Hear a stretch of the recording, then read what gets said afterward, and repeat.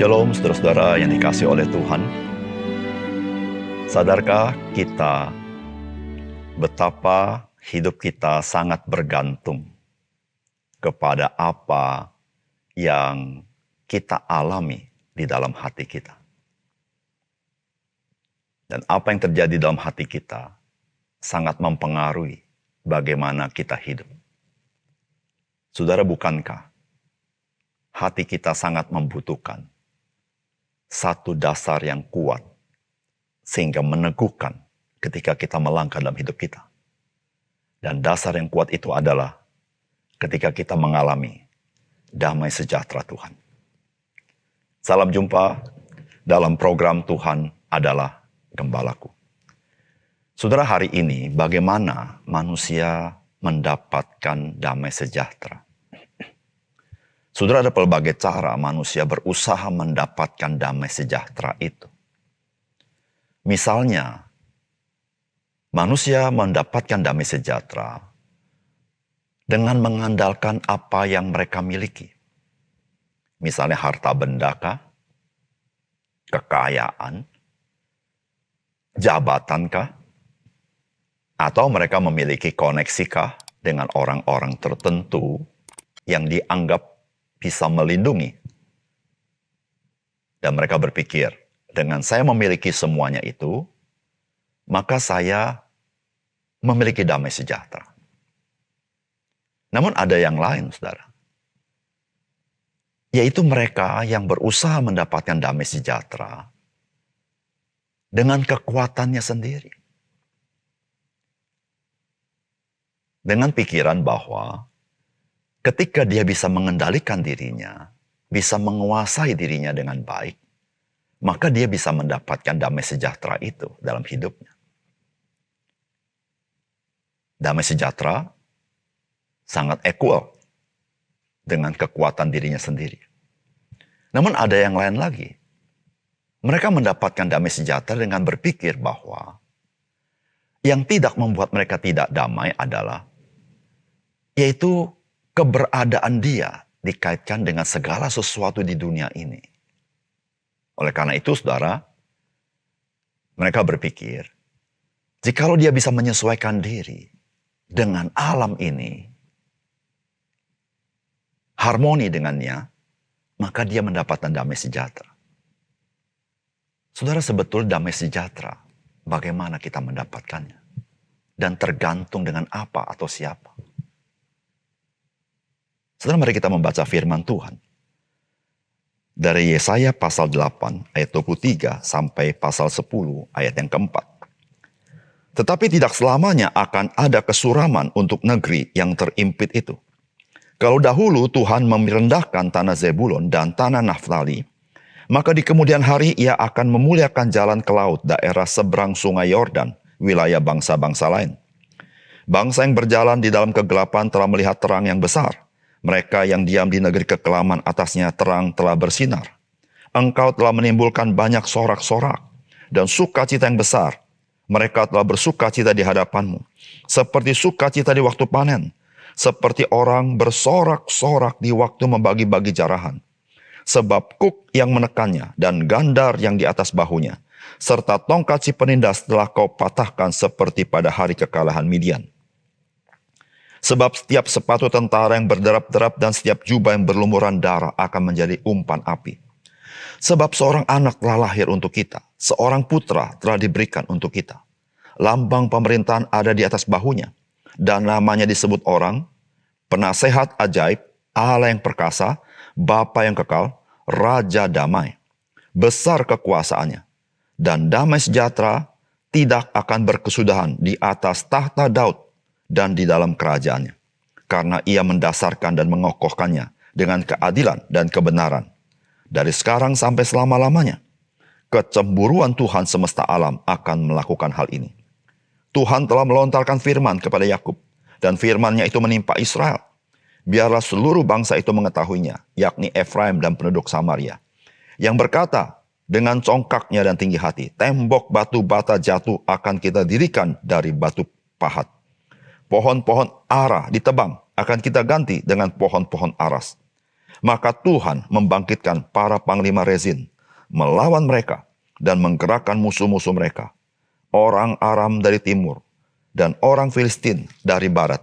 Mereka menelan Israel dengan mulut yang lebar. Sekalipun semuanya ini terjadi, murkanya belum surut dan tangannya masih teracung. Tetapi bangsa itu tidak kembali kepada Dia yang menghajarnya, dan mereka tidak mencari Tuhan semesta alam. Maka Tuhan mengerat dari Israel kepala dan ekor, batang dan ranting pada satu hari juga. Tua-tua dan orang yang terpandang itulah kepala, dan nabi yang mengajarkan dusta itulah ekor. Sebab orang-orang yang mengendalikan bangsa ini adalah penyesat, dan orang-orang yang dikendalikan mereka menjadi kacau. Sebab itu Tuhan tidak bersukacita karena teruna-teruna mereka, dan tidak sayang kepada anak-anak yatim dan janda-janda mereka. Sebab sekaliannya mereka murtad dan berbuat jahat, dan setiap mulut berbicara bebal. Sekalipun semuanya ini terjadi, murkanya belum surut, dan tangannya masih teracung.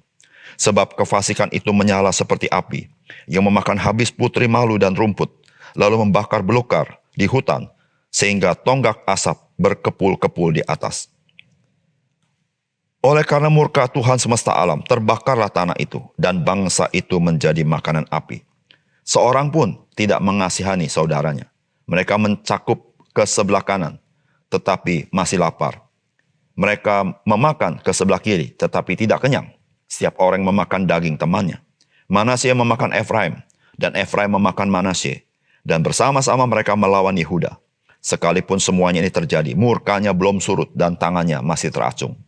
Celakalah mereka yang menentukan ketetapan-ketetapan yang tidak adil, dan mereka mengeluarkan keputusan-keputusan kelaliman untuk menghalang-halangi orang-orang lemah mendapat keadilan, dan untuk merebut hak orang sengsara di antara umatku, supaya mereka dapat merampas milik janda-janda dan dapat menjarah anak-anak yatim. Apa yang akan kamu lakukan pada hari penghukuman dan pada waktu kebinasaan yang datang dari jauh? Kepada siapakah kamu hendak lari minta tolong? Dan di manakah hendak kamu tinggalkan kekayaanmu? Tak dapat kamu lakukan apa-apa selain dari meringkuk di antara orang-orang yang terkurung dan tewas di antara orang-orang yang terbunuh. Sekalipun semuanya ini terjadi, murka Tuhan belum surut dan tangannya masih teracung. Saudara yang dikasihi oleh Tuhan, kitab Yesaya memberitakan firman Tuhan di dalam konteks bangsa Yehuda dan tentu juga dengan bangsa Israel.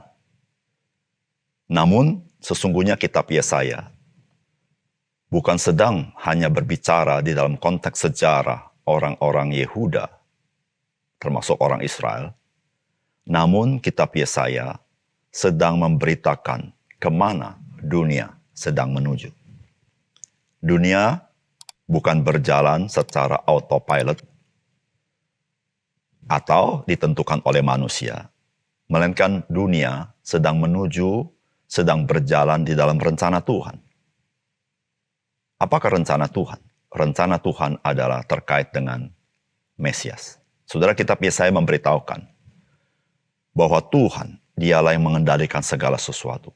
Sejarah dunia ini ada di dalam tangan Dia. Oleh karena itu, saudara, adalah hal yang masuk akal. Sebagai orang percaya, kita percaya kepada Tuhan dan kita bersandar kepadanya. Karena Dia memegang segala otoritas atas segala sesuatu. Saudara, apakah pesan firman Tuhan dari bagian yang kita baca dari kitab Yesaya ini? Yang pertama, saudara, sukacita dan damai sejahtera sesungguhnya hanya ada ketika Kristus bertata di dalam kehidupan kita. Dan Kristus bertata, memerintah sebagai Raja di atas segala raja. Saudara, Alkitab mengatakan bahwa bangsa yang berjalan di dalam kegelapan telah melihat terang yang besar. Mereka yang diam di negeri kekelaman, atasnya terang telah bersinar. Engkau telah menimbulkan banyak sorak-sorak dan sukacita yang besar. Mereka telah bersukacita di hadapanmu seperti sukacita di waktu panen. Seperti orang bersorak-sorak di waktu membagi-bagi jarahan. Saudara yang kasih dalam Tuhan, siapakah bangsa yang hidup dalam kegelapan? Saudara, tentu dalam konteks sejarah pada waktu itu, yaitu bangsa Israel, yaitu daerah utara. Mereka mengalami dahulu kegelapan yang besar, karena merekalah yang pertama-tama mengalami serangan daripada bangsa Asyur. Dan bangsa Asyur meluluh lantakkan Israel, yaitu daerah utara dari tanah Israel. Saudara, bangsa inilah yang pertama kali mengalami masa-masa kegelapan. Tetapi bangsa inilah yang juga mengalami pertama kali bagaimana terang itu bersinar. Saudara, kapankah terang itu bersinar? Yaitu ketika Yesus Kristus datang ke dalam dunia ini 2000 tahun yang lalu. Di dalam Matius pasal 4 ayat 13. Bagaimana Tuhan Yesus? Dia berpindah ke daerah Kapernaum, yaitu ke tanah Sebulon dan Naftali. Saudara, Alkitab memberitahukan, maka genaplah firman Tuhan, bahwa Sebulon dan Naftali yang tanah yang direndahkan Tuhan, boleh mengalami terang Tuhan. Saudara yang kasih dalam Tuhan, ketika Alkitab berbicara tentang bangsa yang dalam kegelapan, bukan hanya berbicara bangsa Israel pada waktu Yesaya, namun Alkitab juga berbicara bangsa umat Tuhan pada zaman Tuhan Yesus. Saudara, pada zaman Tuhan Yesus, bagaimanakah umat Tuhan? Apakah umat Tuhan menjadi umat yang tidak beragama? Tidak sama sekali. Justru, saudara, pada masa itu adalah masa di mana bangsa Israel sangat berpusat kepada keagamaan mereka. Namun Alkitab mengatakan, mereka ada di dalam kegelapan. Saudara yang kasih dalam Tuhan, di sini memberitahukan kepada kita bahwa keagamaan mereka tidak menolong mereka. Mereka tetap di dalam kegelapan, karena memang manusia sudah berada di bawah kutuk dosa. Saudara, hanya Yesus yang dapat memberikan sukacita dan damai sejahtera itu. Mengapa demikian? Alkitab mengatakan, saudara, sebab seorang anak telah lahir bagi kita. Seorang putra telah diberikan untuk kita. Lambang pemerintahan ada di atas bahunya. Dan namanya disebut orang penasehat ajaib. Allah yang perkasa, Bapa yang kekal, Raja damai, besar kekuasaannya. Dan damai sejahtera tidak akan berkesudahan di atas tahta Daud. Dan di dalam kerajaannya, karena ia mendasarkan dan mengokohkannya dengan keadilan dan kebenaran. Dari sekarang sampai selama-lamanya, kecemburuan Tuhan semesta alam akan melakukan hal ini. Saudara, mengapa Yesus? Saudara, Alkitab mengatakan, karena dia adalah Allah itu sendiri. Dan dia yang adalah Allah itu sendiri. Dia datang menjadi manusia. Supaya apa? Supaya dia boleh membawa damai sejahtera antara manusia dengan Allah. Saudara, Alkitab berkata, seorang anak telah lahir. Ini berbicara tentang Allah Tritunggal, yaitu Allah oknum kedua. Dia menjadi manusia, lahir sebagai bayi yang lemah. Namun Alkitab tidak berhenti sana. Seorang putra telah diberikan. Ini berbicara tentang putra Allah. Berbicara tentang keilahian Yesus Kristus. Dan Alkitab memberitahukan, siapakah Yesus? Maka Alkitab berkata, dia adalah yang ajaib itu. Dia Allah itu sendiri. Dia adalah penasihat itu. Dia adalah hikmat yang diberitakan dalam perjanjian lama itu. Yaitu Allah yang adalah sumber hikmat. Dia adalah Allah yang maha perkasa. Karena memang dia adalah Allah pencipta segala sesuatu. Dan dengan firman-Nya, dia menciptakan segala sesuatu. Tetapi dia disebut juga Bapa yang kekal. Karena dia adalah sumber daripada hidup yang kekal itu. Sehingga setiap orang percaya kepadanya menerima hidup yang kekal. Dan pada akhirnya Alkitab mengatakan, dialah Raja damai. Saudara, berbicara damai sejahtera, bukan berbicara apa yang kau miliki. Berbicara damai sejahtera, bukan berbicara bagaimana kekuatanmu. Berbicara damai sejahtera, bukan berbicara bagaimana engkau bersikap kepada alam semesta. Berbicara damai sejahtera, berbicara siapakah yang mengendalikan hidupmu. Saudara, jikalau Kristus, dia mengendalikan hidupmu, engkau mengalami damai sejahtera. Hanya Yesus yang bisa memberikan damai sejahtera kepada kita. Yang kedua, saudara. Saudara, Alkitab mengajarkan kepada kita bahwa kecongkakan manusia yang sesungguhnya adalah ketika manusia menganggap dirinya mampu tanpa perlu Tuhan. Saudara, inilah yang terjadi kepada bangsa Yehuda. Bagaimana mereka merasa mereka mampu tanpa pertolongan Tuhan. Itulah kecongkakan manusia.